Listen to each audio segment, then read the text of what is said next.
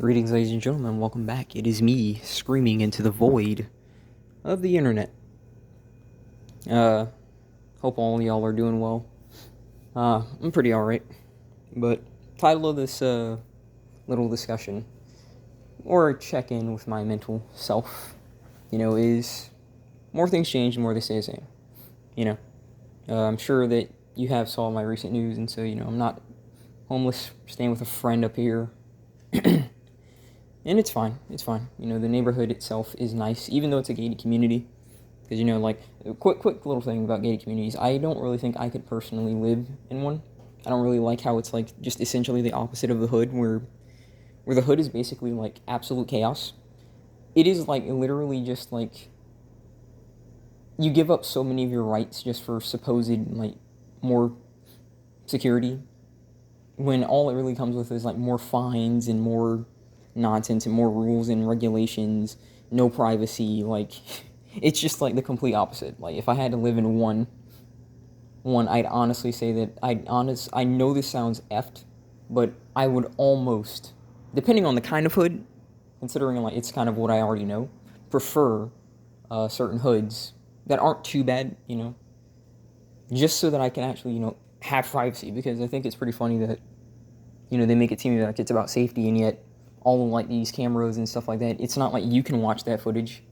It would be one thing if like it's like just a camera that's installed that you can see, but it's literally some random person, a security guard, that can literally just look at everything that like everyone's doing at all times. So it's like, yeah, sure, that's not creepy. The freaking homeowner can't see, but you know, some random person in a little freaking office can. Yeah, sure, whatever. But getting back to what I was saying, the more things change, the more they stay the same. And what I wanted to talk about was the fact that up here in Jacksonville, right? It's honestly a nice improvement in terms of like I'm looking around for like rent, because I like to like have a goal that I'm working towards and stuff like that. Um, it's a nice improvement because you get a lot more bang for your buck here. Like even like just two bedrooms and stuff like that, they're a lot more reasonable in terms of rent. And the area that we're staying in is like a freaking 5 bedroom house just for 2,000, and that's pretty freaking good. Comparison to like Miami, where they're trying to charge you 2,000 just for like a freaking 2 bedroom apartment, with like one bathroom. So it's a nice change of pace. But I was saying the more that they change, the more they stay the same, because like I'm applying to jobs, and I'm not expecting to get a job quickly just because I'm in Jacksonville, right? But I'm applying to jobs, and while the difference is the fact that they actually respond a bit more in terms of like just rejecting you, because that's all I'm getting right now is again just rejections. It's still just the fact that I just really want to understand whose right idea it was to just get rid of walk-in applications and paper applications, because these cocksuckers look for like every excuse not to hire you. And it's not like I'm just someone with absolutely zero experience. And I'm sure that if I go to these establishments, I'm going to see someone there that just does not appreciate their job, and they don't do their job right. And yet for some reason, someone who's actually applying to like these jobs can't get a new job. Like I just don't understand that. They make it seem like if you can have a freaking gated community be dysregulated, why not have jobs be dysregulated, so they actually like know who's actually trying to work and who's just like just there to just stand around until they get a check. Like listen, by no means am I someone who's like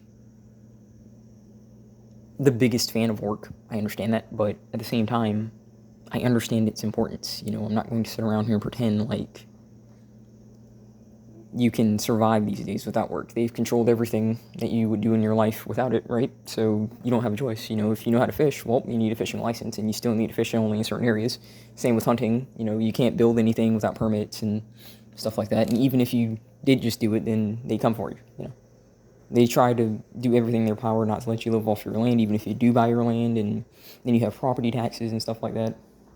And then they brainwash people so well to the extent that the people freaking defend the fact that they're just getting screwed in their arsehole all day by good old Uncle Sam, right? So, yeah.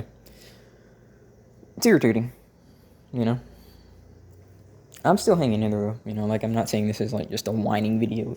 I just wish that, I wish it was different, because I know that there are a lot of NEETs and people out here that are just like, yeah, I just should just not even attempt to look for work.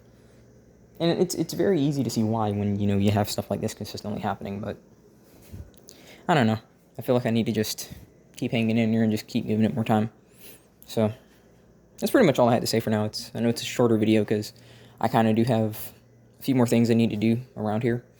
Got to apply to some jobs. I think I'm going to start walking around places and just see if like maybe they do have physicals, just in case. So that's what I'm probably going to do today. No, it's short, hopefully, but I'm good. I hope you guys are good too. Thank you for listening. God bless, and I will see you in the next one.